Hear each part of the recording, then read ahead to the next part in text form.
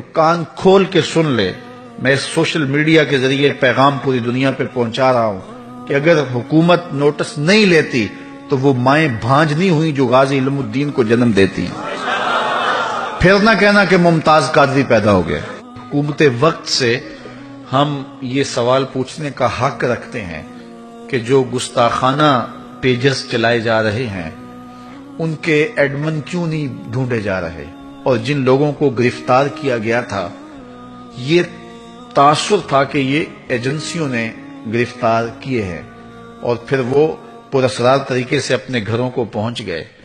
اگر یہ ایجنسیوں نے گرفتار نہیں کیے تھے تو پھر کیوں ان سے نہیں پوچھا جا رہا کہ تم کہاں تھے اور کہاں سے آئے ہو اور کس ایجنڈے پہ گئے تھے؟ اور اگر ایجنسیوں نے ان کو گرفتار کیا تھا تو پھر ہم حق رکھتے ہیں کہ ہم پوچھیں کہ ان کو چھوڑا کیوں گیا ہے اور کیا یہ پاک صاف ہو گئے ہیں، اور اگر یہ لوگ نہیں ہیں جنہوں نے اہانت رسول کی ہے تو پھر وہ کون لوگ ہیں یہ جو گستاخانہ پیجز چلا رہے ہیں اور جس پر اتنے گستاخانہ انداز سے اہانت کی جا رہی ہے. اتنی دردناک کیفیت ہے اہل ایمان کی کہ ان کے دل خون کے آنسو رو رہے ہیں.